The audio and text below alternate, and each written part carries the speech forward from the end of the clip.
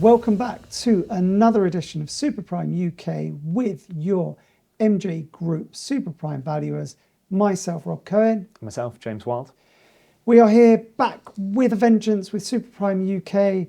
The summer is still going.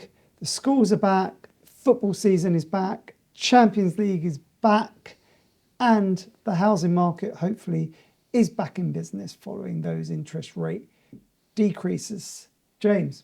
Yeah, thanks very much, Rob. So September, traditionally, a pretty busy time in the market, aligning with the children returning to school, people just accelerating any move plans. And I think the early signs have been sort of relatively positive.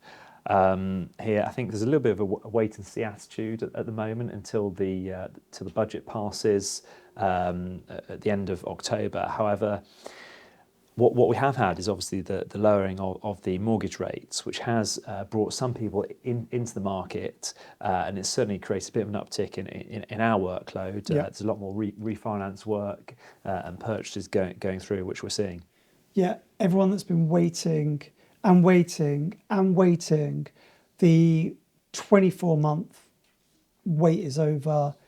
The mortgage markets are moving, swap rates are moving, and there's a clear indication that over the coming months and into 2025 and 2026, rates will continue reducing, which means there'll be a more competitive mortgage market, which will mean there'll be more house purchases, more refinancing, and generally a moving market, which will be good for the wider economy and be good for us in the industry, James. Yeah, Rob, who's got the best rate at the moment in terms of the competitive market? Who's got the best rates at the moment? So the best out there at the moment is NatWest 3.71%. But I think that's a moving piece, James. I think things will move week by week. And we're looking for strong 3% starting numbers, and we'll see where the year ends with that. Yeah, I think that's going to be the trigger point where people will come more in their masses back into the market, and that could give a bit more impetus into the residential sales market. Yep. We've got the budget coming up. We're literally a month away from that. It's the key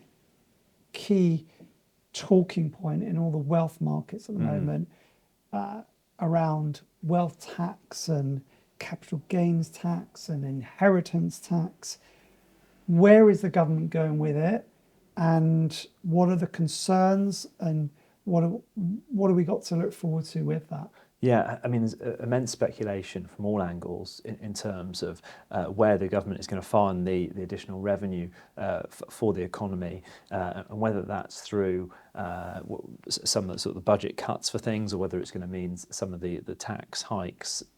I think on balance it's going to be a mixture of the two, and I don't think anyone sort of quite knows. I think there's probably a lot of exploratory work going on behind the scenes on what items work best, just to tweak in terms of any cuts or hikes in taxes. So we've seen a lot of solicitors, accountants, and analysts just dipping into the market there and speculating on some of the things which might be tweaked. I know we mentioned, Rob, in terms of inheritance tax, IHT, capital gains tax. I mean, those are the ones where it's going to make a big difference to the residential market, residential sales market, and how people will interpret that, and any changes to that might affect people's sort of forward planning in terms of where they move, what assets they hold, what they decide to sell. That affects other sectors, not just residential sales, but we've seen the rental market be affected quite drastically over the last couple of years with some of the tax changes that have been made. Yeah, it kind of takes us to a bit of a split market. We've got the domestic market that will now perform better due to the inflation coming under control and interest rates reducing and more affordability from the mortgage market. And then we've got this deep, dark cloud with the non-dom piece, with people leaving in their droves currently, and that mass exodus could worsen depending on what does happen with that budget, and that will have an impact on prime, super prime. So we've seen this historically where maybe the domestic market or the bottom lower end of the market doesn't perform, but prime and super prime has done because global wealth has been strong. And there is a possibility that if the wealth taxes or the non-dom piece aren't attractive, that we could see the inverse of historical positions and have a strong domestic market and a non-performing prime, super prime, non-dom. Yeah, definitely. I think we've had an extremely good run in the UK in the super prime market space. I mean, ever since the pandemic, 2020 to 2023, the super prime space has performed remarkably well. There's been a lot of activity. There's been trophy assets which have been trading. I would say a lot of those assets have been trading on a cash basis, just with interest rates being quite high. But I think with a lot of those asset types, it's sort of a once in a generation opportunity to buy certain assets which come available at certain times. So we had a 3-year period where super prime was doing extremely well, huge uptick in the transaction volumes and the value of the total stock which is traded. It's almost reached the highs of the 2014 market, which was the previous peak, which was off the scale, completely different market, completely different taxation regime on the purchaser's costs. So in terms of where we are now, there's definitely been some cooling in the super prime market space in 2024. What we have had during that time as well, Rob, is the emergence, which we have spoken about in terms of the branded residencies, which did align with the super prime performing extremely well. I mean, I think the pinnacle of those is probably those surrounding Grosvenor Square, which we have spoken about before at length.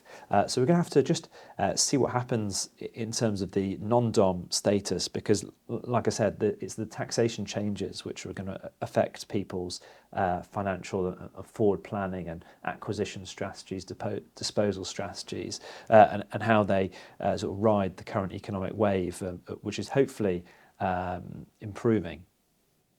Yeah, I agree with that, James. And just so we can share with the audience the position in the macro market, how are things performing over the last few months?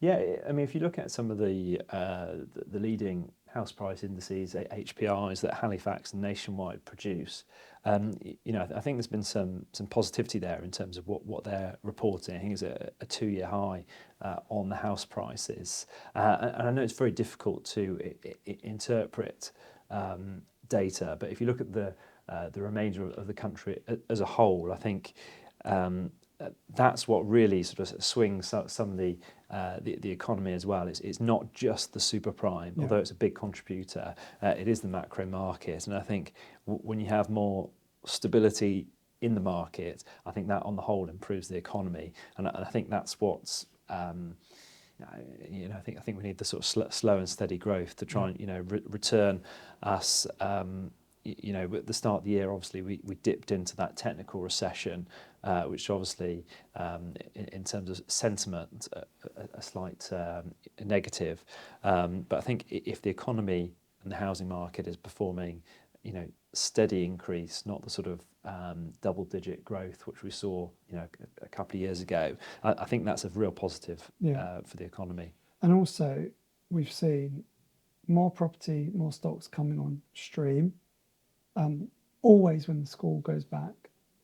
At the end of September, more stock, and because of the uncertainty or the moving market, I think there's going to be even more stock coming on. I think we could see a really strong October of a lot of stock coming on stream, with people wanting to exit and the pent up demand simultaneously, that could see some really good sales flows. Yeah, last week, for the second week of September, the figures for new instructions in London were amongst the top three of 2024, actually. So, some positivity there in London, 128 sales in that particular week as well. So, that's at the upper quartile of the data for the year. So, as we come back to the points of September traditionally being, a fairly strong market when people re-enter the market and look to move.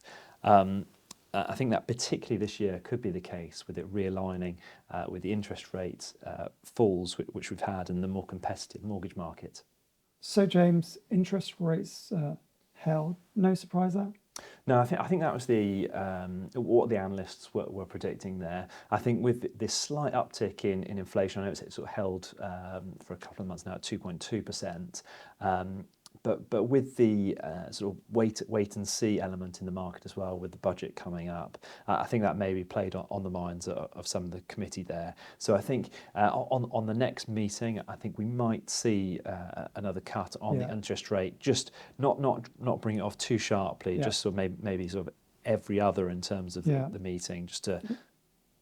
Yeah, that's what I think. I think the US are going to announce possibly a 0.5%, and so next time around, it will be another quarter of a point, and they'll just take it one step at a time. I agree with you on that. All right, James, just quickly, how are you seeing the football season so far? What are your views? Any changes, any surprises? Yeah, in terms of Premier League, it's sort of been Haaland, phenomenal start, sort of a couple of hat-tricks and a brace. Liverpool flying just before their unexpected loss, return this week in the Champions League. Turn things around against AC Milan. Man United 7-0 win against Barnsley, League One opposition. So got to be taken with a pinch of salt. But a rare performance, clean sheet from them. So I think that was positive. Arsenal already slipped up, unfortunately, in the league. That sort of equaliser, sending off against Brighton. I thought it might have been Arsenal's year, but just slipping just behind early on in terms of the Premier League race. Hopefully they recover. Hopefully City, drop points. Maybe at the weekend. We'll see. We can only hope, James. We can only hope. Great having you all back. Super Prime UK back with vengeance. We're looking forward to a really exciting quarter ahead, and we will be here every month giving you the updates on Super Prime UK. Thanks for joining. Thanks, Rob. Thanks very much, everyone.